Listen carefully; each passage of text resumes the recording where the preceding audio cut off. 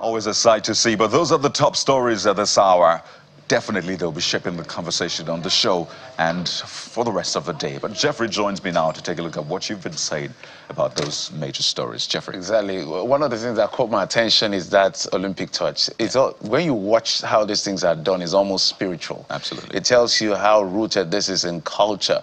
And it tells us as Africans, we shouldn't throw away our culture. Sometimes we just, because of modernization or civilization, we just throw away things. But these people have sustained this.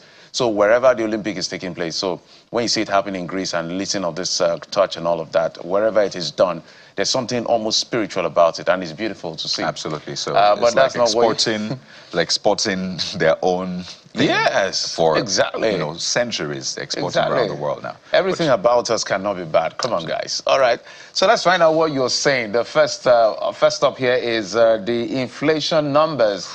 It's now up by 1.5%, 33.2 up from 31.7 as at the months before. And Naira is rebounding, gaining strength. Literally, Naira is on steroid, but, you know, inflation is also on steroid. So both are going in parallel, in different directions. So Smart Dan says, for how long can it stay?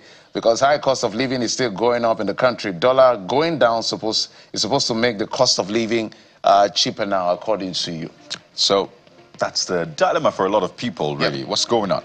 Well, Kamal KT on X also says, and it's a breakdown from Kamal KT. Take a look at it. It says, customs duty, high. Electricity tariff, high.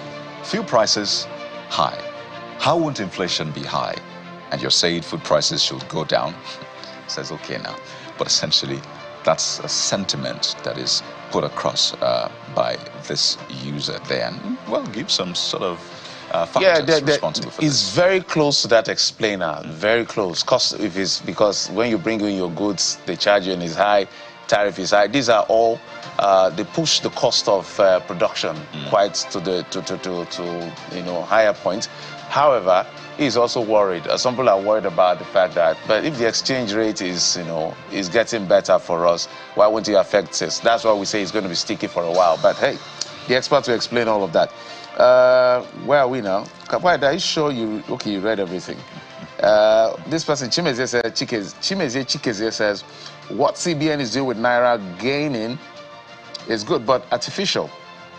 This is because Naira keeps gaining every day, yet foodstuff and other commodities which skyrocketed during the devaluation of the Naira are still the same. They are not coming down. Inflation may continue upwards.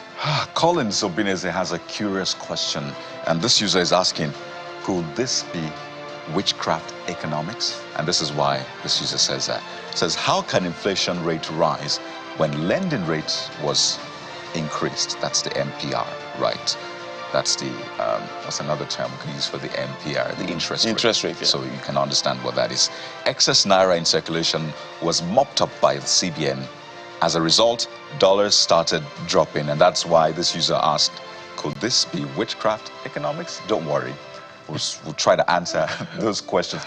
Maybe I might not put it this way, but you get answers to those questions. But at the end of the day, just to tell you that there are so many moving parts that even if our exchange rate, because stability is being looked at in the range of between 700 to 900, they say it's moderating from 19 to where we are right now. Yeah. So it just tells you that even if the exchange rate goes down, there are so many other fundamentals that have to be sorted, because if the exchange rate is good for us, doesn't mean that it is a huru.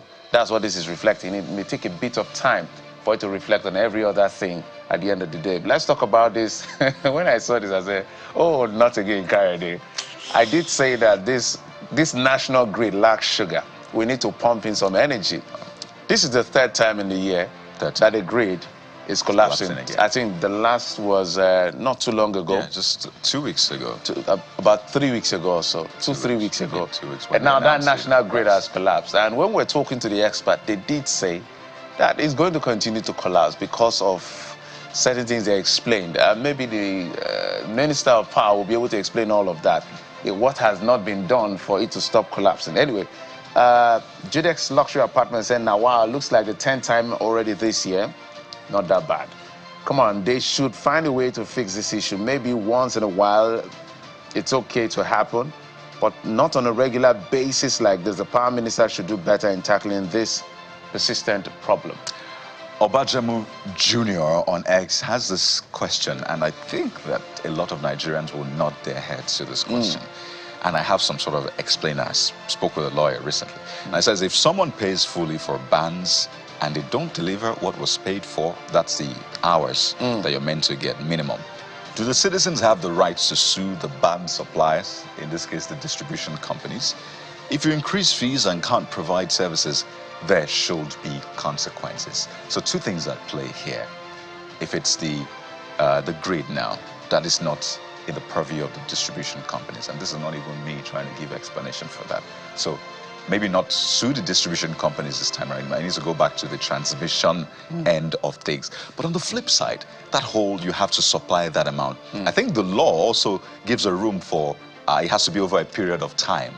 So if you fail to do it over a period of time, then that's when it's justiciable, you can be sued. So it's important to look at those laws. Maybe one of these days we'll break it down for you, but just to give you an insight. The truth is that if you want to sue these people, they will be in court for years. And you have to come together. The power sector, they've disappointed Nigerians. Nigerians are exhausted. But let's go to what's happening in Kano politics. Yeah. That World Executive suspend Abdullahi Ganduje, the national chairman of the party. Olumide says, no permanent friend or enemy in politics. Imagine how he lost the grip of the power of the party state chapter so fast.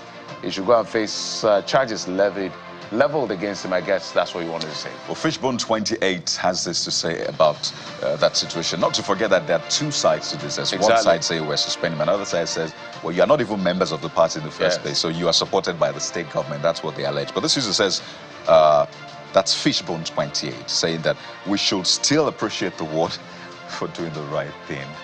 What is right to you may be wrong to another person. And then it says that though it took longer than expected. I imagine you're a member of the people that suspended, and that's how we have social media, so different angles. Yeah, so when I spoke to the legal advisor of the state chapter of the APC, it's a bit of a confusing situation. So he said that the people who led that particular suspension are not members of the party, but there were like two people who were members of the party that were in that meeting. So the state chapter, the local government chapter has now suspended those members. So where did all of that emanate from? So politicians, you guys should just calm down. Let us be clear on what you're doing. Come on. We're way past this, or we should be way past this already. I don't know. What else? Maybe we can go on. Switch gears now. Let's switch gears now to that incident that happened at Glory Doma Dunamis International Worship Center with Pastor Paul Enenche, a cleric in the pastor of the church in Abuja.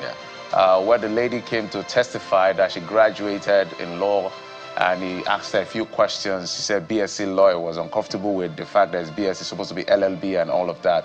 And then so it's a lie, it's not true that she graduated. But later turns out she actually graduated. She actually did graduate. She's not quite articulate and all of that, but you know, he got a lot of flack for it. They've reconciled now. The lady, his wife, himself, and the lady, we saw them in pictures. But this is what you were saying in reaction to that. Edu, the pay Paul boss says, I think it's a step in the right direction. I also think he should do it on the altar on Sunday, God's grace.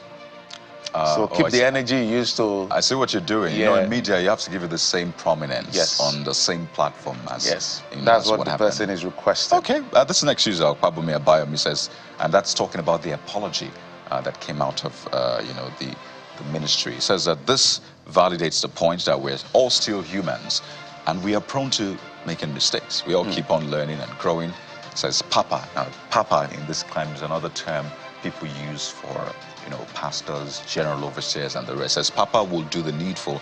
I trust him 100%. So what is the needful in this case? All right. I guess Omo Kogi Yagba may explain that needful. Say Pastor Paul Enenche should bring out the lady during a church service and tender a public apology to her, acknowledging the impact of the stage fright on individual performance. It's crucial to recognize that not everyone is eloquent in front of a crowd and continually hammering on. I guess that's where you stop. I wanted to. There you go. Tobinski also shares the same sentiment. So perhaps you wait to see how that plays out. It's still how many days to Sunday now? 4 days. Well, four, 5 days, depending on how you look at it. So we'll wait to see if some of your, requests or suggestions would come to fruition. But those are the things you were saying. Don't forget you can be a part of the show. Yeah. Hashtag CTV Morning Brief or on WhatsApp. So what we'll do now is take a moment and get into that very thorny issue of the economy. But just before that, let's show you that image which we reference Pastor Paul Enenche and the lady who gave that testimony. And of course, it's been a controversial issue, but he's since apologized. So take a look at the, we'll call it a reunion now. Oh, there you go, with smiles on her face. And the pastor right there. And she did accept the apology. Yeah. She said, look, I'm going to be still member of the church. He's still going to be my spiritual father, as they are referred to. Because some people are saying that if they were the one, that's the end, they ain't coming. Somebody said, from the stage, out of the hall, never to come back again. Hey, but she demonstrated a good spirit, by the way. You know, and the pastor has also done the needful by apologizing and getting to her to say, look, this was not intended to be. Lessons learned, and that's what's important. I mean, mistakes can be made, but always make sure we learn from it. And that's for everybody, government, you know, leaders and the people. So let's take a cue from this. As I said earlier on, we'll take a moment now, at least we're ending on a cheery note, it will seem, but come back to take a look at the thorny issues of the economy. One of the users asked, is this witchcraft economics? We'll try to answer that question as to why the Naira is gaining, but prices are also soaring. It doesn't quite make sense, but join us in a few seconds. It's the Morning Brief, guys.